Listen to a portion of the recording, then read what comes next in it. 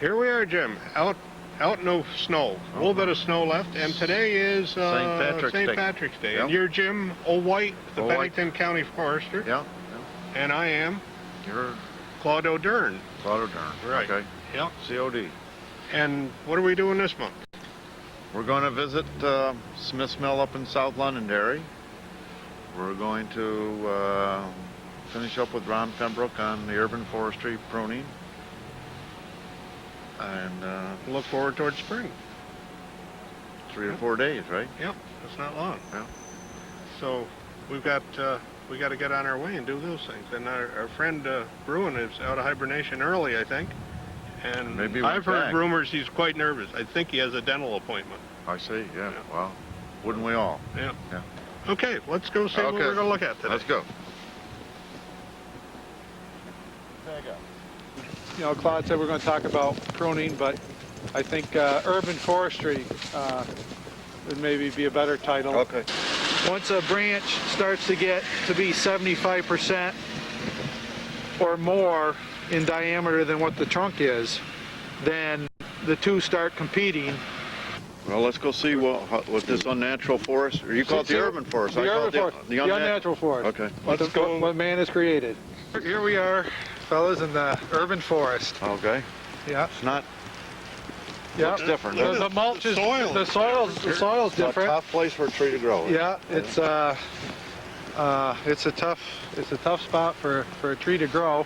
The only thing it's probably got in abundance here is the light. Light. Yeah. I mean, in the forest, it's got probably more moisture than what it needs, and hopefully, Yeah. and soil, decomposing organic matter. Mulch. Yeah, a lot of nourishment, and it just doesn't have much of that here, except what little bit we can do right around the base of it. The dogs water it on occasion. Yeah, on occasion, yeah. The dogs will add some water. But these are some examples of trees that have been in here. They went in at 2.5-inch caliper, and what would you say they are now? That's 4. Over 4 to 4. 5. Yeah. Yeah. So they've been here 5 years. Okay. And what do you mean by caliper? Well, a caliper, Jim, gets measured 6 inches up from the ground. Okay. You pick a spot and just estimate that's 6 inches, and that's measuring 4.5 inches. Okay. So we got a problem. They make it tougher than that. If it measures at 6 inches, if it measures more than 4, then you have to go up a foot and measure it. And that's the American National Standards Institute for nursery stock. They recommend that. So then we got to come up here. And the root swell starts to take an effect then. Yeah, and that's probably the reason why. And so we got to come up to a foot, and we're getting 4.5 inch. Still that same. Yeah. About the same. Yeah. So let's put on 2 inches of caliper, so a 1/2 inch of caliper a year. Okay. How many So- years it's been? It's been in the ground 4 years, 4 going on summers? 4 summers. Okay. So growing pretty vigorously. And it was nursery stock. This was nursery stock. And Yep. it would have been, when it was moved, would have been, how old would it have been then? It was a 2.5 inch. But that would be what, 12, 15 years? Oh, yeah, 10 years. Yeah, maybe 10 years. And this is a little leaf linden. Yeah, this is a little leaf linden. And when these were installed, they had as many, if not more, branches probably than what they do now. Yeah. Well, we can see where all the branches were and Yeah, where they were, and football. you can see where Basketball. these have come off. Now this here is obviously a travel lane, garbage dumpster there. You know, we got to take into consideration for the long term. You know, maybe a big garbage truck getting in here or something. So we want the Power lines right here. Yeah, you got those power lines, which may or may not be an issue. Hopefully someday those could get buried, but this tree is, unfortunately, the island's where it is, and if you had your choice, you probably wouldn't plant it as close to the power lines as what this one is. But if you had to, with the pruning that we're going to do on here, it'll make it easier in future years to remove some branches so that that isn't as big an issue as it can be with some trees. And what we like to see, what I like to see on a tree that's grown for shade is a minimum of 12-inch spacing between the branches. Okay, on the main stem. On the main stem. We try and look for 12 inches of spacing, and we don't like to see more than... Stand over here. We don't like to see more than one branch. He can look this way. We don't like to see more than one branch originating from the same point on the stem, because as those branches grow, not only will they grow together, but they'll also choke out the leader and create a problem that way. Okay, so this is going to be in quite contrast to other trees we're going to see. Yes. Same species, different form. Yeah. No care, and with care and for a long-term reason. Yeah. But these are being cared for through their whole life. Yep, basically for their whole life. A nurseryman planted them when they were whips, maybe the size of your thumb, and he's removed lower branches each year to raise the crown so that it could be suitable to put in the urban landscape. And we're gonna, so far we've been able to continue that for the 4 years that the tree's been in the ground here, and we're gonna cut a couple more branches off it, just because there's a spot here where we still have too many At one location. at one location.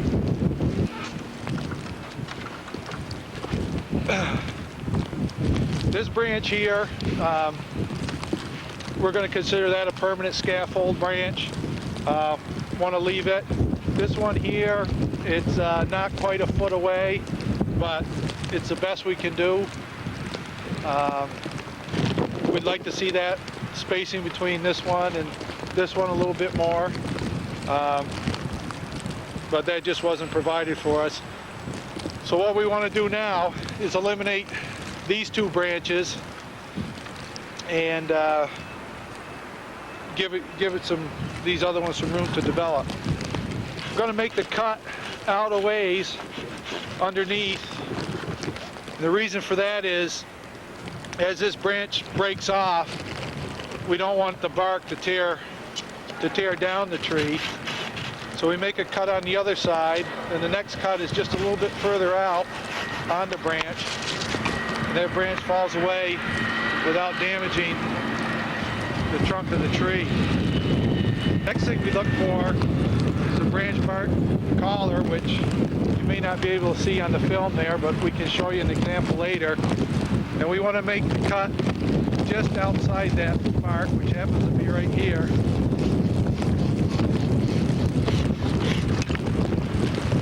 And that's a wound that you're left with. You're going to paint that? No, we aren't going to put any paint on that. There's no advantage in the wound closing or preventing decay or disease.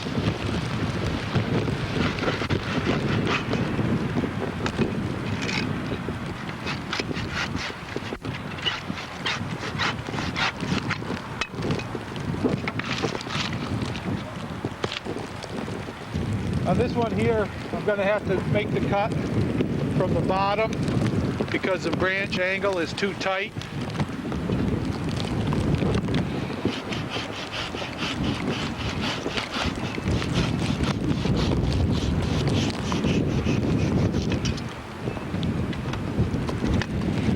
But again, I end up at the same spot, just a little bit outside the branch bark ridge, minimizing the size of the cut, but having it outside that ridge. The other thing we've done to this tree is remove branches that are more than half the size of the trunk, which is a good thing. And this here is a fairly large branch in relation to the trunk. That's measuring the 2-inch caliper there. And the trunk there is 3 1/4 inches. That we can live with. If this was much larger than that, Then you weaken it. You yeah, slow down the growth. yeah, you'd want to slow down the growth in it by thinning out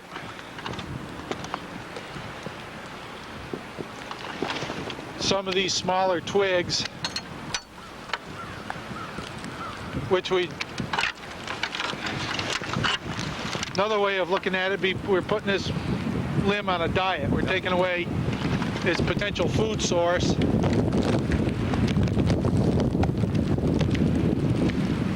So we'd thin out maybe 30% of the bud-laden twigs on this so that it had less of a food source, and that would hopefully stun it some so that the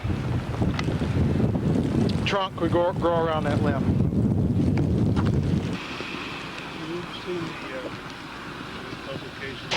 This cut here was last year's.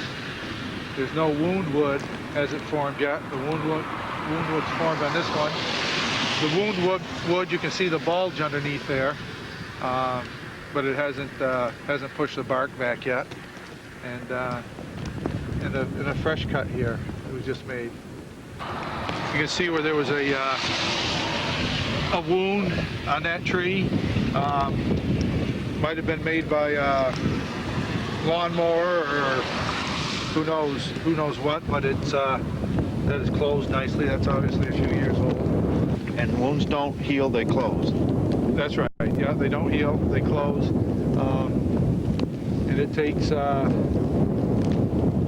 the smaller the cut, the sooner that wound is going to close. And a less chance of infection, of rot getting in. Not necessarily. If the cut is can't close within a 3-year period, you're going to get some decay. For some reason, most of the wood seem to hold up for about 3 years before they start to decay. So very few, except for the smallest of pruning cuts, actually close within that 3-year period. That's the reason why you want You start a tree young. Yeah, small and often. That's right. Yeah, every year, preferably. Well, that's a good point with nature too, is because that's what nature always did. Every year. And did it on small branches. Exactly. Yeah. Looks like we got here just in time, Ron, before these guys completely kill these trees. What's going on? Well, this is a pruning technique that's called pole-heading. It's this day and age, it's considered a type of pruning art. For this situation, the reason these trees are being lowered is for a view of the sign from the road. And this is a way that it can be done, and the tree will survive many years like this. Without getting any bigger. Without, yeah, getting any taller. It'll increase the trunk. The trunk will get larger. Yeah, the trunk will get larger and the limbs will get larger, but it won't get any taller, except for the callus knobs. They do increase a little bit. You can see the heads on those. How many years have these been done, Ron? This is the 4th year. 4th year. The 4th year doing these. It started, the technique started in Europe, some say 500 years ago, with basswood, linden, horse chestnut, sycamore and willows. And people used the whips as fodder. They'd use it for basket weaving. They'd use it for making fuel. And you said your father would use it for a disciplinary tool? Yeah. Good strong whip. Yeah. Well, it looks like you're taking all the buds off. Are there going to be any leaves next year? Actually, virtually every bud is being removed. At the sites, where those callus heads are, there's adventitious buds, which will... Those are those dormant buds that we don't see underneath the bark. That's right. And they're going to form, and they'll be the twigs and leaves for next year, what you see. And there's one or more at the base of every little branch. Yeah. And up and down the stem, too. Up and down the... This one, 1, 2, 3, 4, 5, 6, 7, 8, 9, 10. Was put on there last year.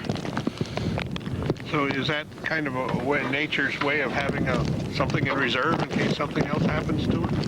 Yeah. It wouldn't have been used. They wouldn't be used. Right, exactly. Exactly. If this remained. That's when right. This comes off. It's a second. That's right. It's Will to live. yeah. It's its will to live is kicking in, and Safety mechanism. yeah, it's putting out. A couple of things that we found out with the crab apples since we've been doing this. It's kind of odd that you would do this to a flowering tree because you're removing the flower buds also, and these trees won't flower, and most people plant a crab apple for flowers. So the reason for pruning in this manner, some like the form, just the form it looks without the branches on it in the wintertime. But they ought to be known that they're removing the flowering portion of it. So the actual growth rate of the tree will be diminished. Exactly. But it's really not hurting the health of it.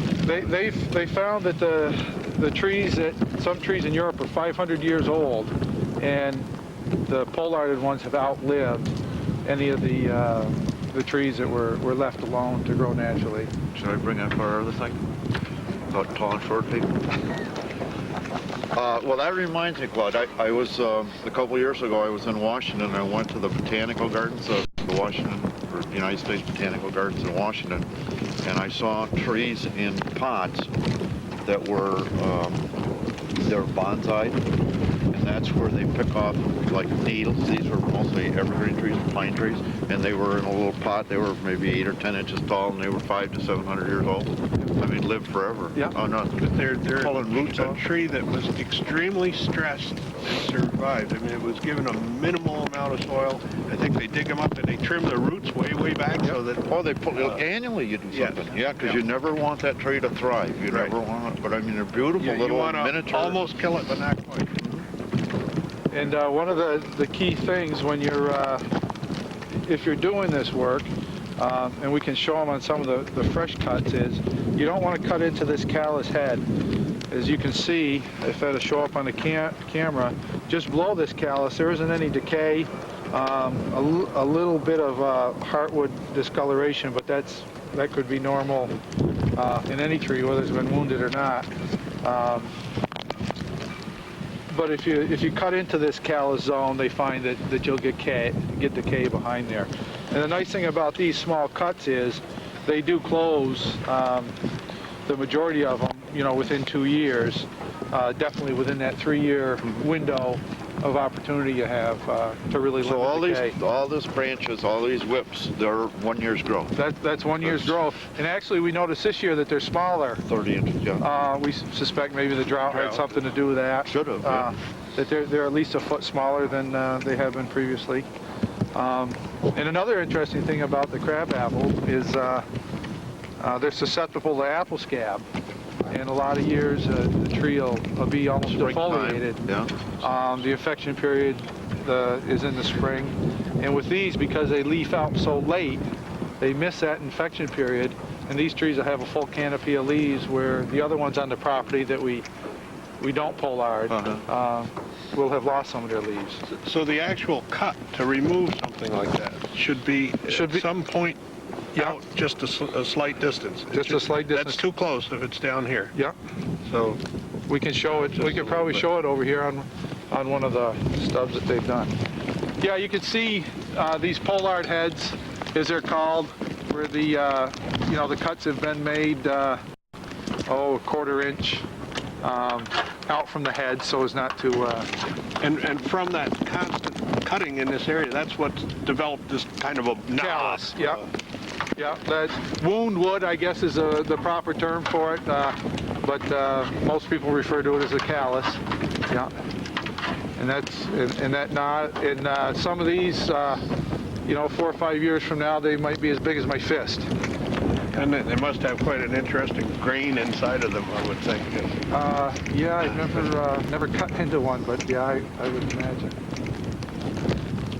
But that's a way. I mean, this is not a way that you'd want to treat any other tree, really, except for this. If you're looking for this appearance, once you start it, it's got to be continued.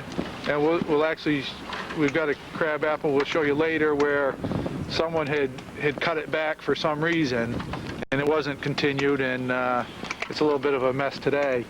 But if it's not a technique to use on your lawn tree, your shade tree, or anything of that nature to come in one time, well, I'm going to polard it and make it smaller and then forget about it for 10 years. Because if you get 3 or 4 years growth at these points, they're going to start breaking off. Mm-hmm. These attachments are very weak, and they'll start breaking off. And worse yet, start a pollard. You want to start it with a branch that's no more than 2 inches. The smaller the better. This is a good size, you know, ideally to start with, like a 1-inch size branch. If you start getting back into wood like this, it won't form a pollard head. The cut will be exposed much longer than 3 years. You'll get considerable decay in, and then the growth on that will be growing on a weak branch that eventually will probably fail. Yeah.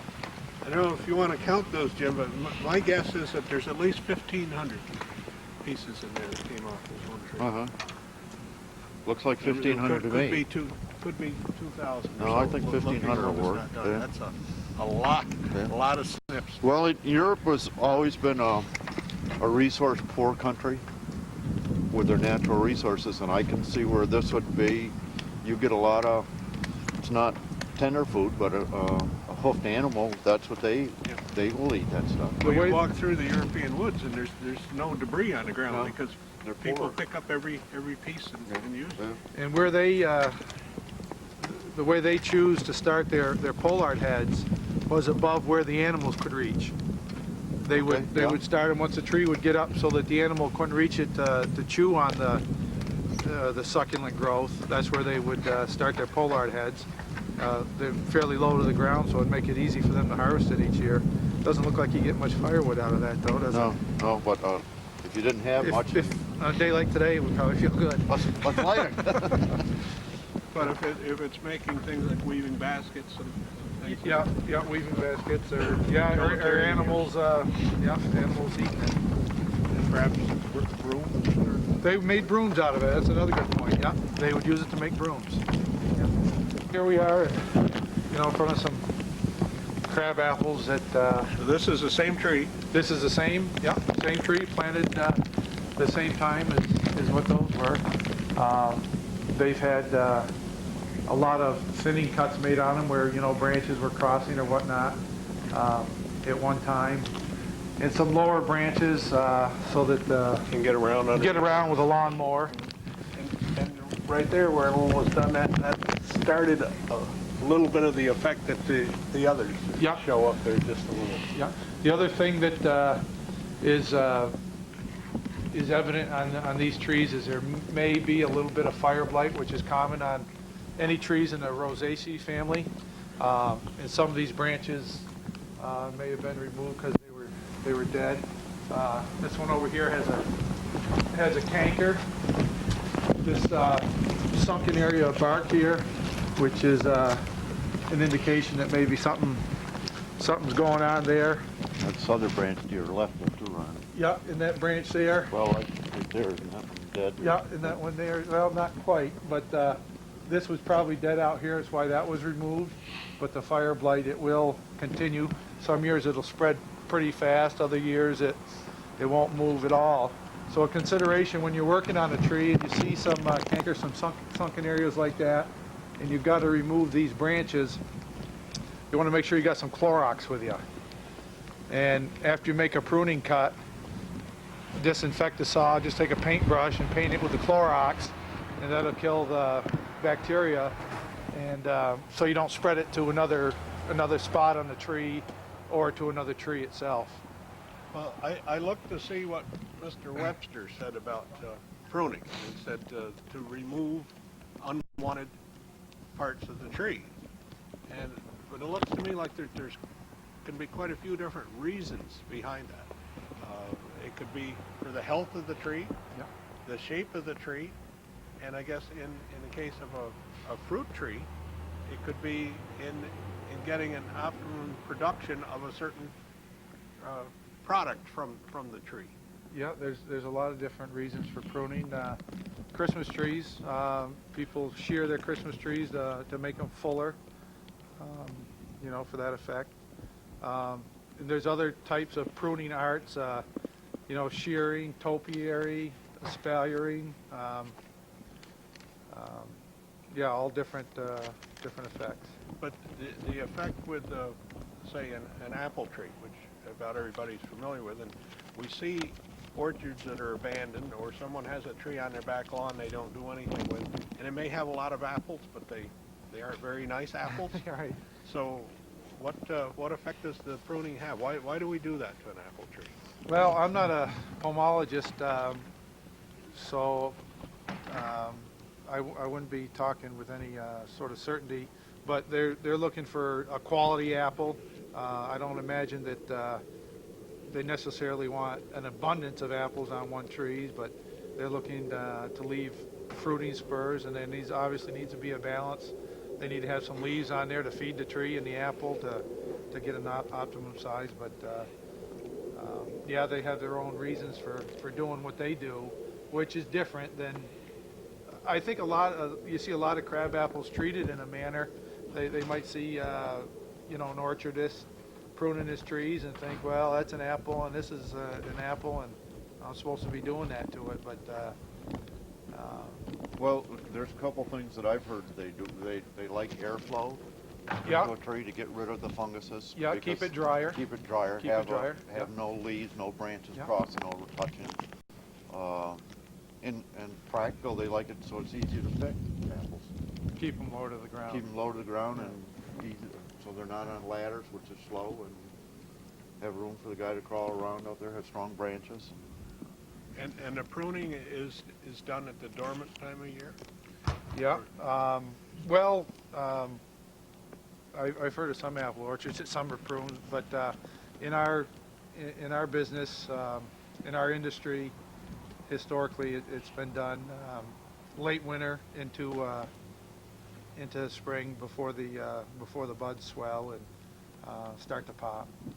It kind of you don't want the tree to use all that energy in putting out a set of leaves and then go in and cut it off. Better to remove that limb if it's going to be removed before it's expended that energy, so that it'll have some reserves to try and close the wounds that are made when the cuts are made. A tree takes on the shape characteristics it has from many different things, from the type of tree it is, the exposure it has, what it's growing next to, and it can change when there's an adjacent tree leaves, or a building is built next to it, or there's been a disruption of the roots and things, and that tree is going to try to adapt for those conditions.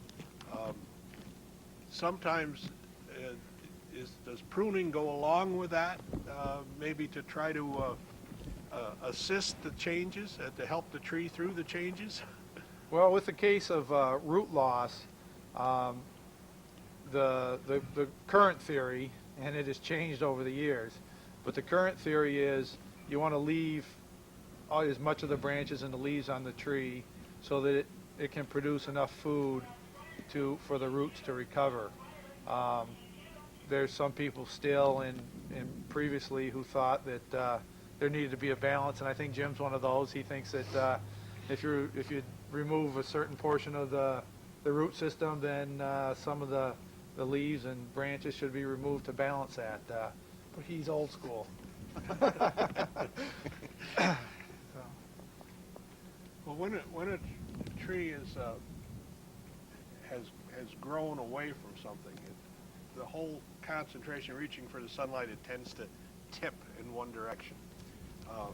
If the surrounding area is changed, would you do anything to try to straighten the tree up? I mean, it won't straighten, but to encourage growth on the side that was had the extreme competition?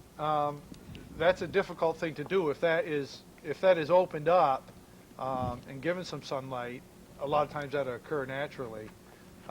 You could brace a tree in that situation, if it was subject to leaning. In fact, there's one on this site where I think it was damaged in '87, a locust tree. We can show where it was braced to the building. Oh, yeah, yeah. For that reason, it was leaning after the storm of '87. It was a young tree and was braced back. You got to be careful when you're bracing, though, because the wood fibers, you don't want to put tension on that and try and pull it back, because the reaction wood will actually try and work against that cable. It's really hard to go against nature in that regard, as far as trying to train the tree to grow in a different direction than it wants to. You want to show that, We've Lucas? got some others to look at Yeah. here. Yeah, that's interesting. When I was making those cuts outside, Jim, I referenced the Branch Bark Ridge as far as location of that pruning cut, and I thought maybe inside with this sample it'll be a little bit clearer. We didn't have the best day to do the filming. These ridges right here, where the trunk and the stem meet, this is called the Branch Bark Ridge. Then you can actually see a swollen area right down around there, which some call the branch collar. Now, that is where we want to cut just outside of to minimize the amount of decay that might occur after the pruning job. Soon after chainsaws were invented, it became easy to make bigger cuts, and so people thought it looked better to make what's called a flush cut. Yeah. And they would remove this, and it would remove a very important part of the tree. And make the wound 3 times the size that it had to be. Make the wound bigger than it had to be. And also, for some reason, the inside of the tree, the xylem, when it's cut just outside and that branch bark ridge is left in place, the xylem will produce chemicals that will actually plug vessels and prevent the spread of decay in a tree. Whereby if that's made with a flush cut and this material here is removed, the xylem doesn't seem to do that as efficiently as what it would if that was left. And also the cut is smaller, and so it can close. Would this have been one of those hidden buds you were talking about? No, Yeah, probably more likely a twig that was maybe broke off. The adventitious buds, I don't believe you can see them, can you, Jim? No, Yeah. and I think we mentioned that, so we should say they're hidden buds. They're buds that are dormant, Yeah. that when something, a storm or Just a pruner, Or pruner. comes, Yeah. that they react, and a tree's really neat. I mean, it reacts to things. It doesn't scream or...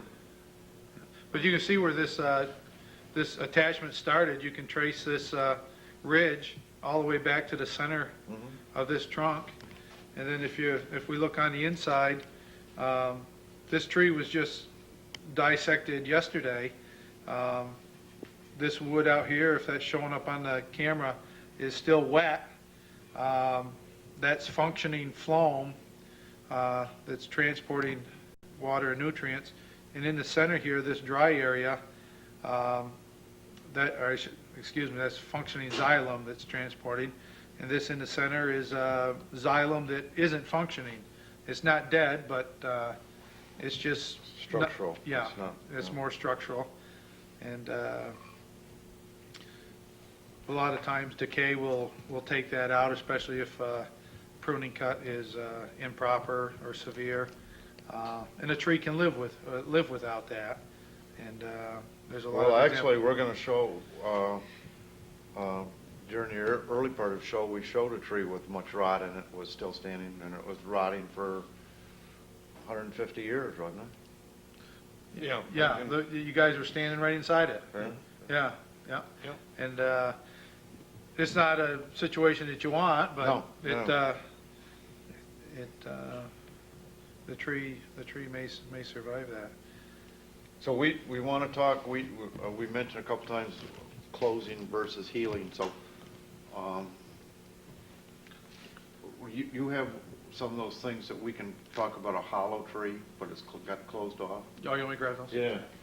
The worst that could probably happen, Jim, Jim and Claude, if this was a branch that was being removed, it's really small in relation, to the whole tree, the size of this branch. If the wound didn't close as quickly as we liked, Or if this was left to die. or if it was left to die, Yeah. and left on the tree for an extended period and it couldn't close, a lot like probably what happened here. There was a dead branch on this tree for some time, and you can see where there's at least 1, 2, 3 years where it tried to Attempts, three attempts to try and close. and it couldn't. What happened is decay formed and Found a path into the tree. found a path into the tree and hollowed it out. I guess the point to be made is that only the amount of wood that's existing at the time of that injury is what's susceptible. Yeah, you don't want to die on the tree, and you don't want so big a stub that it can't eventually close over. Okay. But if that does happen and decay gets into the tree, this area right through here, basically the size of the branch, that whole column right down to the roots could eventually decay, and that would be sped up by insects feeding in that area and the amount of moisture that was available and that sort of thing, and a hollow could develop Okay. And in, it's like in that tree, and it'd be similar to that we have. what might have happened. What might have happened here, but a tree can live with that hollow and live a long time. The wood outside here that is protected, That was added after. it was added after. It's perfectly sound, and Yep. so we went from decay to rot to disappear to a hole, To a hole. but we always had this wood that was added after at a later date. Yeah, and it's being, and as a tree grows, there's more wood that's being added to that all the time. And hopefully that barrier zone is effective and no more damage or wounds are created to the tree so that it So it this doesn't would be progress. if this area eventually decayed, this right here would represent the sound wood. That's right. Okay, and Yep, this area right here, This would be the hole. this would be the hole. Yeah, Okay. yeah, that would be the hole that would. So, and all branches are hooked to the middle. Yeah, and this branch you can actually see, where the attachment was Yeah. right at the center. Yeah. There, I think the other ones maybe you can see that a little bit better on, but that's where that originated. And Okay. some species can stand that a lot more than others. And that's a hard maple that One can of our do it. better- If that was a white birch. Yeah, exactly. Yeah, a birch tree. That would definitely be a problem with it. It's The most decay thing on a white birch tree is the bark. Bark. Yeah, I mean, you've seen, in the woods, you can see this round bark, and it's the only thing that's left. You can just step right through the tree. And the bark of a white birch is resistant to decay, and the wood is non-resistant. Well, I always feel if you see something wrong with a white birch, if there's a few dead limbs up in the top, or there's that some worms, that rust Ambrosia look on it, beetles. anything like that, within a couple of years, the tree will be gone. But it's important to mention, too, Jim, that the fact that this branch is removed or maybe damaged, and this wound doesn't close over, you would say heal, doesn't heal over, doesn't close over. I don't use the word heal. I use close. Okay. I try to use the word Yeah. close. I probably use it. The fact that that doesn't close over doesn't mean that it's going to rot down inside. If the xylem does its job and reacts properly, providing the necessary chemicals to plug the vessels above and below, and then also inward and radially, it can live with that opening quite a while. Like we said earlier,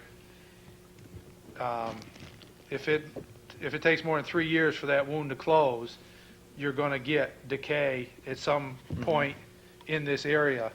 But hopefully it's going to be limited to a small area and not spread down the tree. And that has a lot to do where this cut is made.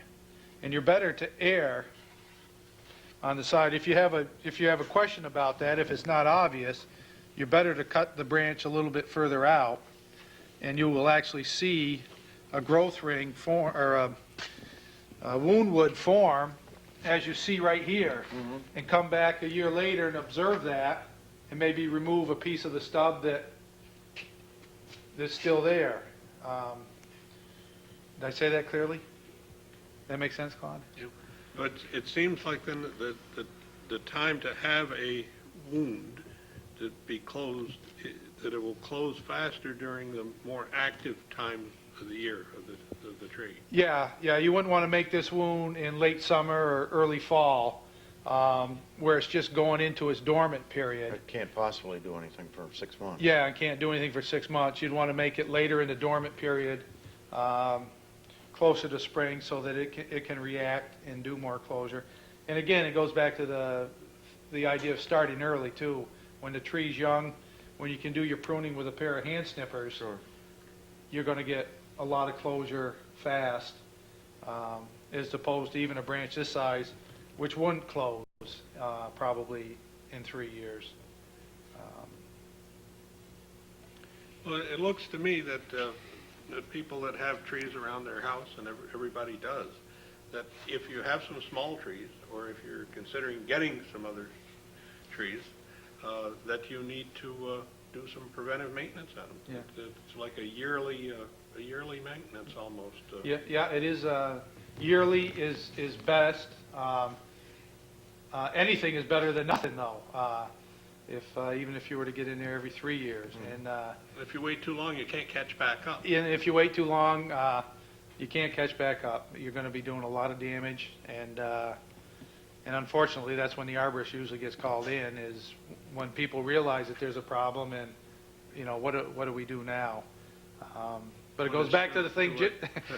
It goes back to the thing Jim said, that it's a when it's small, it's a temporary condition. The tree. The braces. Yeah, the tree isn't going to look as full as maybe what you would like it to, and you think is a healthy look for a tree.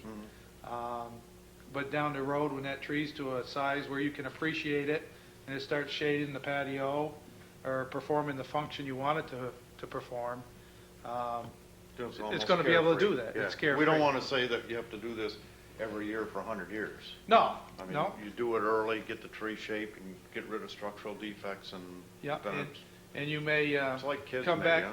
like those trees that we looked at in the parking lot. That was probably one of maybe 6 of 20 that actually needed work this year. They should be gone in and looked at each year. But you may do nothing for several years. Keep an eye on the top, make sure a codominant doesn't form, and when it does, get it out of there with the pruning shears. Yeah. Well, this has certainly been very, very informative. I've learned an awful lot, and I look at trees differently than I did this morning. Well, good. That's what we'd hoped would happen. We want to thank you very much for visiting with us, and we'll see you again someday, maybe on some other topics. Great, I'd love to do that. Done my pleasure. Great. Okay. Thank you very much. You're welcome.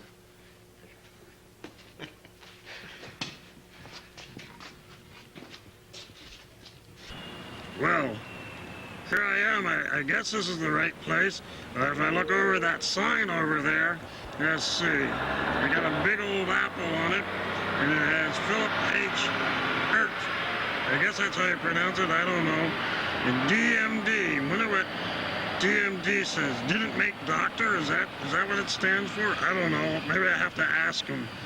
But Tom DeLuise said that I should go and have my pearly whites checked at least 3 times a year, if not more. So, well, let's go in and see what's going on here. I don't know if I really want to go in here, but my teeth feel fine, a little fuzzy, but they feel fine.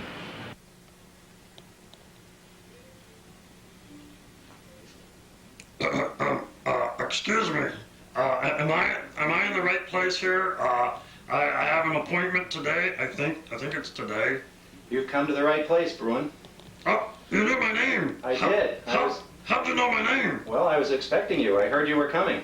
Well, here I am, and what do I have to do next? Well, you don't. My first time to a dentist, you know. So, what do we do? Ah, so you want to know what goes on when you come to the dentist. Yeah. Is that right? Yes. Well, what you're going to do is just come in and we'll talk a little bit, and we'll find out why it is that you've come to see me. And then perhaps we can sit down and look at your teeth and maybe even clean them a little bit. Clean my teeth with like a hose and all of that and polishing rags. Is that what you do? Well, something like that. I was thinking of a toothbrush and some big bear-sized dental floss. Ooh, bear size. That's just for me. So I just come on in here and sit the hey. Yeah. Look at that. Come on in. Hey. Don't be afraid. That looks like a bed. Is that a bed? Boy, that's the biggest. It's like a bed. Oh, that's the biggest and longest chair I've ever seen. Oh. You don't see too many chairs like that out in the woods, do you? No, boy, that would be really nice to use for when I'm hibernating. You don't have to have an extra one of those, do you? You want to take this one with you? Oh, could I? That would be a real comfortable hibernation spot. Oh, boy, yes it would be. Get me off that damn cold ground. Boy, I'm beginning to like this place a lot. So, where do you want me to sit? Why don't you sit right over here? Okay. I'm looking straight at these teeth, and there's a word that's coming to mind for me. Orthodontia. Do you know what that means, Bruin?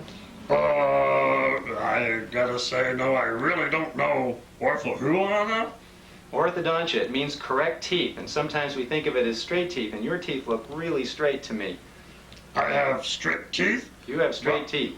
And What do you big mean? teeth. What do you mean straight? They seem to curve to me, but Well, that means that all the teeth together are straight. They're correct in position. Your teeth look like they're in beautiful position to me.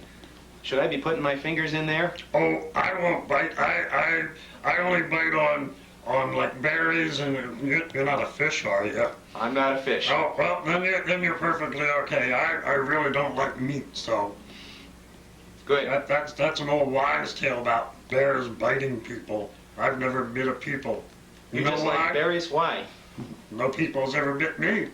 Well, I can believe that. I don't think they'd want to get close enough to. Well, I'm harmless. So, wow, what is that? I thought you might wonder about this. This is a toothbrush, and it's a bear-sized toothbrush. A toothbrush? Yes. Have you ever brushed your teeth? Well, no, I don't even brush my hair. Brush my teeth? That's the silliest thing I ever heard of. Well, sometimes things get on your teeth, and it's good to brush them off and get them clean again. Oh, yeah. I get all sorts of berry stains on my teeth, and I get sometimes that they feel real fuzzy, like they have a coat of fur like my own, but after I chew some acorns or something, that sort of goes away. Well, I think acorns would help with that. So a toothbrush is like a good acorn, I imagine. Oh. Let's see if we can just put this brush on your teeth and see what happens. Okay. Shall we? Shall we brush these upper front ones? There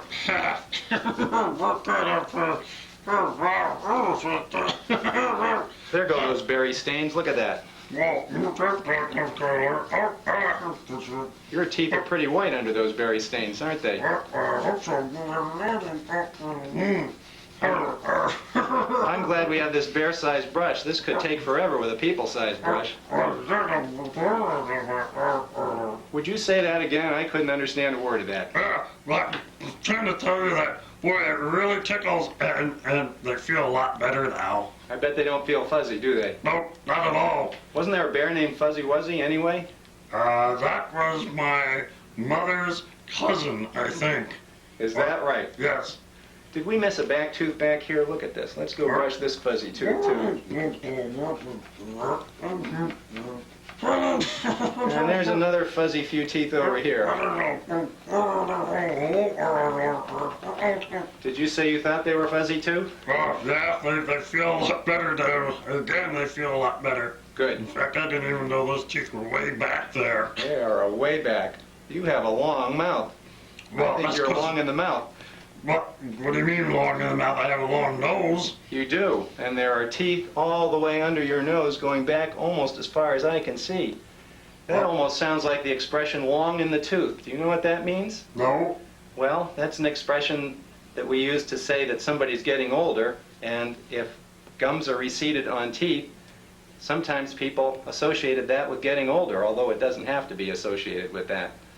Well, you mean as I get older, instead of my growing anymore, my teeth are going to grow? I don't think yours are going to grow. I don't see any recession on your teeth, and you're an old bear, aren't you? Well, I'm not quite too sure how old I am. I've been around for many, many moons. I know that. Mm-hmm. Is that how you gauge how old one is? That's a good way to gauge how old you are. Oh. Look at the size of this tooth. That's reminding me of some mountain climbing out west. Did you know there's a mountain out west called the Bear's Tooth that's shaped a lot like your tooth? A bear's tooth mountain? The tooth is that big that people can climb on it? And it's a hard climb, too. It's a smooth, rocky, steep mountain that looks just about like that big canine tooth. Wow. Is that bear must be pretty big then? I if guess he people must can have climb been. up. Wow. I'm thinking about another word that's about tooth, too. Do you ever see any dandelions out in the woods or out in the fields? Well, actually, yeah, I do. And you know, ever since Don DeLuise said something about having my teeth checked, every time I look at a dandelion, for some reason I think of teeth, and I don't understand why, because that's just a flower. Well, the blossoms on dandelions have jagged petals, don't they? Well, yes, yeah, that's what makes them pretty. And I think dandelion comes from the words in French that mean tooth of the lion. Tooth, Dandelion. tooth of a lion? Mm-hmm. Why didn't they say tooth of the bear? Well, maybe they should have, because we don't have many lions around here, do we? No, Maybe not any. Well, there's a couple of bears that lie around a lot. Does that count? That counts a lot with me. Yeah, there's big old fat bears that do, they just lie around in the sun all day long. Not like me, I travel a lot. That's what keeps you healthy, huh? Well, I hope so. You need exercise. So, what else do we do now? Why don't we sit you down in this big chair that you'd like to hibernate in and take a close look at those teeth of yours? Well, you won't get upset if I happen to snooze off, would you? No, not at all. Oh, I take boy. that as a compliment. This looks like a nice, comfortable. I can take this home with me. You just take that home with you. We're going to try this out right now. All right, come on up. Let's get a mirror and take a closer look at them. Oh, a mirror. I love mirrors. Can I see myself in the mirror too, or just my teeth? Well, this is a pretty tiny mirror for a big bear. Can you see yourself in that? Oh, all I see is an eye. Is that like an eye tooth? Is that the eye tooth I'm looking at? Is that the tooth you're looking at right there? Oh, that's a big brown one. That's your eye tooth. Oh, that's my eye tooth? That's your eye tooth. Oh, can I see out my eye tooth? I never saw anything before. I think you just see out of your eye, don't you? Yeah, I think so. Well, let's take a look at them. Shall Okay, sure, go we? ahead. All right. Oh, You've got some way back here, what comes through back there? and they look like they're in good shape. Oh, good. Was that there? I can't understand a thing, Bruin. Oh, that tickles. Does that tickle? I think you can't say a thing because I have my big fingers in this mirror in here. Is that right? You know, it looks like you've been taking good care of these teeth. I bet you've been eating nothing but berries, nuts, and the occasional fish. Is that right? Yeah, that's right. Well, it is hard to talk with it. Okay. Yeah, it is. Well, your teeth... Maybe I should be quiet when you're working on me, huh? Well, that's all right. You just be quiet. Okay. Those teeth are in great shape. Oh, and they're all mine, too. I can tell. And these are quite impressively large. What do you call these? Eye teeth? Is that what you call those? Oh, I just call them my teeth. They're your teeth. Yeah, they don't belong to anyone else but me, so I guess always not. call them my teeth. Well, they're in great shape. Maybe we should clean them a little bit, shall we? Okay, how do you do that? Do you need a hose, or how do you clean teeth? Well, I brought along a bear-sized piece of dental floss. Let's get that out. Oh, okay. Dental floss. What's floss? Floss is clothing, isn't it? Floss? Yeah, floss. Floss is a piece of string for cleaning teeth. Don't you ever floss your teeth out there in the woods? Oh, not with anything like that. Well, let's... What is that? That's floss? This is floss. Let's just put this on your tooth and give it a good clean. We'll clean this big eye tooth here. Oh, that tickles. Well, I'm telling you, that's... Was that good? Yeah, that tickled. I told you, this is fun. Let's clean this one over here. That's another big tooth. And then we'll clean this one down here. And we'll clean the last one right there. How's that? Oh, fine. You know, they even feel better. Do they? Yes, they don't have that sort of gungy taste to them. Well, great. Now you can go put away some more berries and nuts and an occasional fish.